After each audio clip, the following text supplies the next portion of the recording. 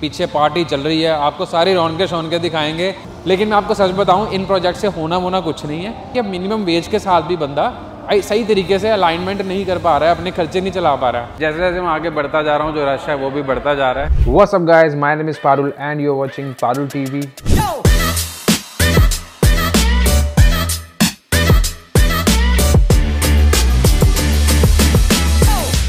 तो हाँ जी दोस्तों, आज की वीडियो में बात करने जा रहे हैं about crisis in Canada in 2024। Recently अभी आरबीसी ने एक रिपोर्ट इशू करी है जिसमें उन्होंने बताया कि क्या क्या मेन कारण है जिसके कारण कनाडा के अंदर इतना तगड़ा इकोनॉमिक क्राइसिस चल रहा है। इमिग्रेंट्स को बहुत प्रॉब्लम्स आ रही हैं, हाउसिंग एकदम अनअफोर्डेबल हो चुकी हुई है, या फिर जो लोग इंडिया से या कहीं से भी मूव होकर यहाँ पर आ रहे हैं उनको क्या क्या चैलेंजेस देखने पड़ेंगे, इनके कारण क्या हैं।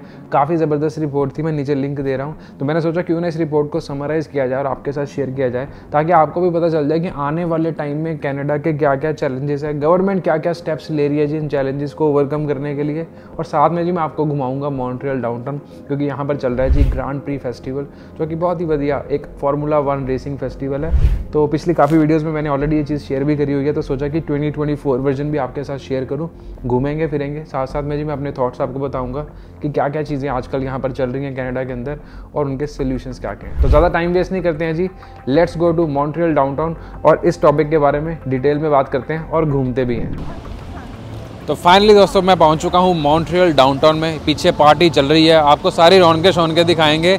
डीजे इतना लाउड है कि वहाँ पर जाकर मुझे लगता नहीं मैं बात कर पाऊंगा, तो मेरी कोशिश है कि कुछ पॉइंट्स तो मैं यहीं पे कवर कर लूँ। सबसे पहला जी पॉइंट जो जी एनालिसिस और रिपोर्ट्स इंटरनेट के ऊपर आ रही हैं उस पर ये है कि कनाडा का जो पॉपुलेशन ग्रोथ है वो पिछले सालों में, पिछले 6 डेकेड्स में सबसे ज़्यादा ये लास्ट ईयर ही हुआ है, लास्ट ईयर से लेके अब तक।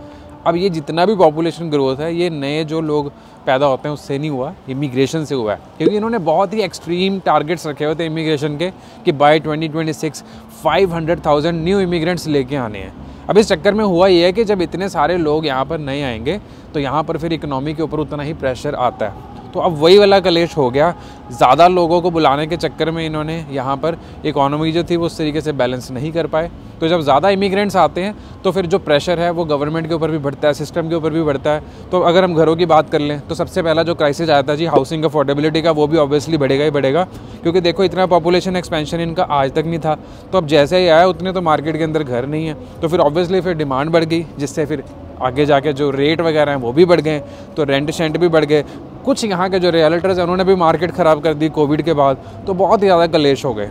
सेकंड पॉइंट ये आ जाता है जी, जब इंटरनेशनल स्टूडेंट्स यहाँ पर आ रहे हैं। जब मैं आया था 2013-2014 में, तब लेबर मार्केट की नीड्स ऐसे थी कि स्किल्ड वर्कर्स की बहुत ज़्यादा हाई डिमांड थी, और कोर्सेज भी जो होते थे वो ऐसे होते थे कि बंदा करे साथ में जॉब लग जाती थी। लेकिन अब यहाँ पर 2024 में ऐसे हो चुका हुआ है कि आपको काफ़ी स्ट्रगल करना पड़ता है। उसका सबसे बड़ा जो मेजर रीज़न है वो ये है कि यहाँ पर जितने भी कोर्सेज लोग लेके आ रहे हैं वो लॉन्ग टर्म मार्केट नीड्स के साथ बिल्कुल अलाइंड नहीं है। जैसे जैसे मैं आगे बढ़ता जा रहा हूँ ना, बाय द वे रश बहुत मुझे दिखना शुरू हो गया और लाइटें शाइटें काफ़ी चल रही हैं। अभी मैं आपको उस जगह पे लेके जाऊंगा, बट हाँ मोटी मोटी बात यह है कि बैठ के पहले बात कर लेते हैं, फिर आगे जाके थोड़ा घूम लेंगे। तो ऐसा हो चुका है जी, अब जितने भी लोग इंडिया से कोर्स लेकर यहाँ पर आ रहे हैं, आधे से ज़्यादा कोर्सेज़ की यहाँ पर मार्केट में नीड ही नहीं है। हैंस होता यह था कि पहले हम ये बोलते होते थे, अगर मेरी जो इनिशियल वीडियोस भी देखी होगी, कि जब आप स्टूडेंट हो तब तो आप कोई भी जॉब कर लो, लेकिन जैसे ही आप ग्रेजुएट हो गए आपको अच्छी जॉब मिल जाएगी। अब यहाँ पे वो वाला सिनेरियो बहुत मुश्किल हो गया हुआ है कि जॉब्स लेने के लिए कॉम्पिटिटिव बहुत हो गया। अब ये सेम सिनेरियो मैं इंडिया के साथ रिलेट करूँगा। जैसे इंडिया में बहुत सारे लोग होते हैं, पोजीशंस कम होती हैं, वो हो गया। एक इंडीड करके वेबसाइट है, उन्होंने भी एक अभी रिसेंटली एनालिसिस किया था ये दिखाने के लिए कि कनाडा के अंदर रिसेशन का क्या हिसाब किताब है। मैं आपको स्क्रीनशॉट दिखा रहा हूँ और नीचे लिंक्स दे दूंगा मैं इन सभी चीज़ों के। अब उस एनालिसिस में उन्होंने ये दिखाया कि रिसेशन नॉर्मली क्या होता है कि लोगों की नौकरियाँ जाती हैं, थोड़े बहुत मार्केट ऊपर नीचे होती है। उन्होंने दिखाया कि यहाँ पर लोगों की नौकरियाँ जा नहीं रही हैं, वो नॉर्मल ही स्टेज के ऊपर चल रहा है जैसे पिछले सालों में था। लेकिन सबसे बड़ा जो इशू है वो ये आ रहा है कि यहाँ पर नई जॉब्स जो हैं वो क्रिएट नहीं हो रही हैं, लेकिन as compared to new jobs लोग बड़े ज़्यादा यहाँ पर अब इंटेलिजेंट और पढ़े लिखे हो गए हैं। तो वही इमिग्रेंट वाली बात ही आ गई यहाँ पे कि अब लोग इतने सारे आ गए, सारे ग्रेजुएट हो गए और मार्केट के अंदर जो जॉब है वो बहुत कम है। तो ये दो जो पॉइंट्स है ये बहुत मेजर है जो मैं आपके साथ शेयर करना चाहता था, ताकि आपको पता चल जाए कि जब भी आप यहाँ पर पढ़ने के लिए आ रहे हो तो आपकी अलाइनमेंट इस तरीके की होनी चाहिए कि श्योर शॉर्ट आप पहले तो एक ऐसे जोग्राफिकल रीजन के अंदर आओ जिसमें सबसे ज़्यादा इकोनॉमिक ट्रांजैक्शन या सबसे ज़्यादा बिजनेस जो एस्टैब्लिशमेंट्स है वो है, ताकि एटलीस्ट आपको नौकरी मिलने के कुछ चांसेस हों। अब जितने भी लोग सफ़र कर रहे हैं उनकी कैलकुलेशन सही नहीं रही हैं। अगर आप कनाडा का मैप भी देखेंगे तो मोस्टली जो कनाडा की पॉपुलेशन है वो यूएस बॉर्डर के आसपास रहती है। तो बेसिकली अल्बर्टा, टोरंटो, खासकर ओंटारियो के अंदर मोर देन 38% जो इकोनॉमिक कंट्रीब्यूशन है कनाडा की वो वहाँ से आती है। तो उस हिसाब से अगर हम मान के चलें तो ओंटारियो, क्यूबेक इस टाइम के ऊपर सबसे प्राइम एरियाज़ हो सकते हैं अगर आपको कल को यहाँ पर पढ़ने लिखने के लिए भी आना है। ठीक है, तो ये तो हो गया जी सारा अलाइनमेंट जो एनालिसिस उन्होंने नंबर्स दिए हुए हैं। अब गवर्नमेंट कर क्या रही है इन चीज़ों को करने के लिए, फिक्स करने के लिए? देखो गवर्नमेंट सबसे पहले तो छोटे छोटे प्लान्स बना के बैठी हुई है अबाउट, यार गाने बड़ी तेज़ चलने शुरू हो गए हैं, कि भाई लोगों को हाउसिंग वगैरह कैसे देनी है। तो इकोनॉमिक हाउसिंग के लिए उन्होंने कुछ प्रोजेक्ट्स लॉन्च किए हुए हैं। लेकिन मैं आपको सच बताऊं, इन प्रोजेक्ट से होना कुछ नहीं है। यहाँ पर चीज़ें ऐसे रहनी है, क्योंकि जो महंगाई है वो इतनी बढ़ गई है कि अब मिनिमम वेज के साथ भी बंदा सही तरीके से अलाइनमेंट नहीं कर पा रहा है, अपने खर्चे नहीं चला पा रहा है। अब अगर मैं एवरेज घर की वैल्यू की बात करें तो टोरंटो के अंदर अब $1 मिलियन से कम में कुछ नहीं आता। और $1 मिलियन किसी नए इमिग्रेंट को तो छोड़ो, जो यहाँ पर काम कर रहे हैं उनके लिए भी लेना बहुत ज़्यादा मुश्किल हो गया हुआ है। हैंस अब इसका रिजल्ट ये हो रहा है कि लोगों को यहाँ पे $2,000 $3,000 दे के रहना पड़ रहा है जी 1 बेडरूम अपार्टमेंट के अंदर, क्योंकि उनको अपने खर्चे पूरे करने हैं। तो जब भी आप यहाँ पर आ रहे हो, लॉन्ग टर्म प्लान और विजन बना रहे हो, तो एक चीज़ का ये खास ख्याल आपने ज़रूर रखना है और ये कैलकुलेशन ज़रूर करनी है कि यहाँ पे आने से पहले अपना जो फाइनेंशियली मैथमेटिक्स है वो सारा कर लो, क्योंकि जितने बड़े शहर में जाओगे उतने ज़्यादा ही महंगाई होगी हुई है और उतनी ही अफोर्डेबिलिटी नीचे जा रही है। तो यहाँ तो आपके पास फाइनेंशियल बैकअप होना चाहिए, जैसे कि जीएससी वगैरह, या फिर अगर आपके पास कुछ एक्स्ट्रा कैश सपोर्ट है तो वो बेटर है। और अगर वो नहीं है तो मोटा मोटा मान के चलो कि यहाँ पर आपको आके स्ट्रगल बहुत करना पड़ेगा। अब म्यूज़िक पीछे बहुत ज़्यादा लाउड होता जा रहा है, तो आ जाओ हम आपको डाउनटाउन की रौनक शौन के दिखा देते हैं और बाकी की बातें आगे जाके करते हैं। यहाँ पर चल रहा है जी अब ग्रैंड प्री फेस्टिवल, जो कि फार्मूला 1 रेसिंग ट्रैक है यहाँ पे है हमारे मॉन्ट्रियल के अंदर। वहाँ पर हर साल फार्मूला 1 रेसिंग होती है जिसमें दुनिया भर से लोग आते हैं। तो आपने सुना होगा पीछे म्यूज़िक भी चल रहा है, काफ़ी लोग पिक्चर भी खिंचवा रहे हैं वहाँ पे फेमस लोगों के साथ। तो भी हम चलते हैं जिस तरफ जहाँ पर डीजे वगैरह है और सारी बातें वहाँ पे जाके आगे कर कोशिश करते हैं बात करने की। ये स्ट्रीट का वैसे बैक एंड है, वो देखो आप लोग नाच रहे हैं, पागल हो रखे हुए हैं। हम पीछे से चलते हैं, हम फ्रंट एंड से जाएंगे। ये लोग यहाँ पर पिक्चर खिंचवा रहे हैं पुलिस वालों के साथ। चलो आ जाओ जी आगे चलते हैं। जब मैं मॉन्ट्रियल आया था जी, एक कॉन्कॉर्डिया यूनिवर्सिटी है और इसके पास ही यहाँ पर ये जो ग्रैंड प्री फेस्टिवल है वो होता है। तो नॉर्मली यहाँ पे 2 भाग होते हैं इस फेस्टिवल के। पहला तो होता है जी रेसिंग ट्रैक, जो कि यहाँ पर एक आइलैंड है, वहाँ पर रेसिंग शेसिंग चलती है, तो लोग वहाँ के टिकट्स ले सकते हैं। अब ये तो उन लोगों के लिए हो गया जो वो लोग हैं जो गाड़ियाँ रेसिंग शेसिंग करने वाले होते हैं ना, जिनको शौक है गाड़ियों के ये देखने का, F1 वगैरह।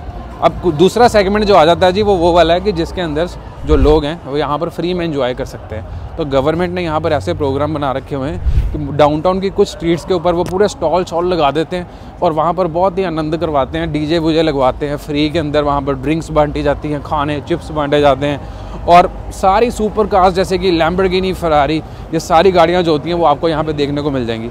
तो जो बंदा इंडिया से आया होता है या फिर कार एंथुसियास्ट है उसके लिए तो ये जन्नत है। और आज की रेट में आपको यहाँ पर पार्किंग नहीं मिलेगी, होटल्स के रेट्स 4 टाइम हो चुके होंगे और सबसे बड़ी चीज़ ये है कि ओंटारियो आधे से ज़्यादा आपको यहाँ पे पहुँचा हुआ दिख जाएगा।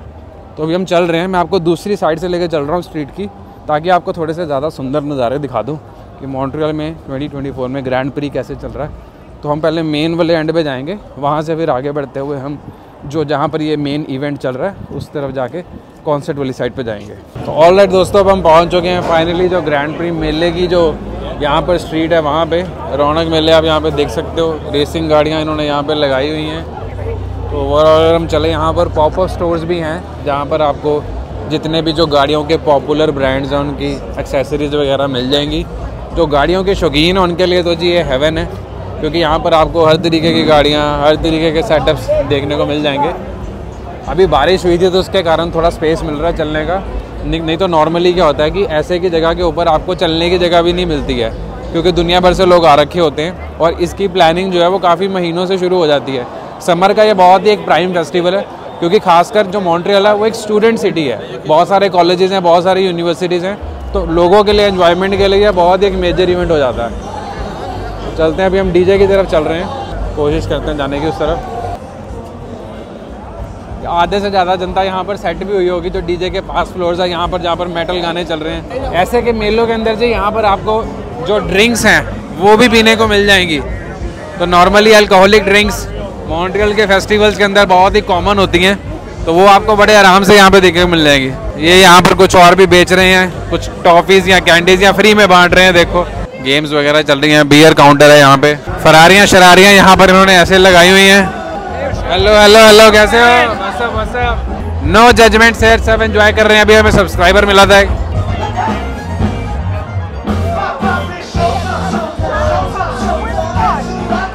बहुत ही ज़्यादा बुरा हाल है जी यहाँ पे, बिल्कुल भी खड़े होने की जगह नहीं है। तो मैं कोशिश करूँगा यहाँ से निकलने की। अभी बहुत ज़्यादा बुरा हाल है, बड़ी मुश्किल से जी मैं निकल के आ गया हूँ अब बाहर। यहाँ पर नॉर्मली हर साल ऐसे ही मेला लगता है और खड़े होने की भी जगह नहीं होती है। तो एकदम से मेरे कान बिल्कुल हिल गए थे, तो मैंने सोचा क्यों ना थोड़ा साइड पे आके कंटिन्यू किया जाए जी हमारा सफ़र। तो छोटे छोटे यहाँ पर ऐसे स्टोर्स वगैरह लगे रहते हैं। बाहर चलते हैं थोड़ा शांति वाली साइड पे। अब तो मेरा दिमाग घूम गया। लोग यहाँ पर ऐसे ही धक्के मारते हैं जैसे इंडिया में भी मारते हैं, तो फिर कनाडा के अंदर कुछ अलग नहीं है। एक और स्ट्रीट होती है नॉर्मली जहाँ पर ऐसे ही स्टॉल्स वगैरह लगते हैं।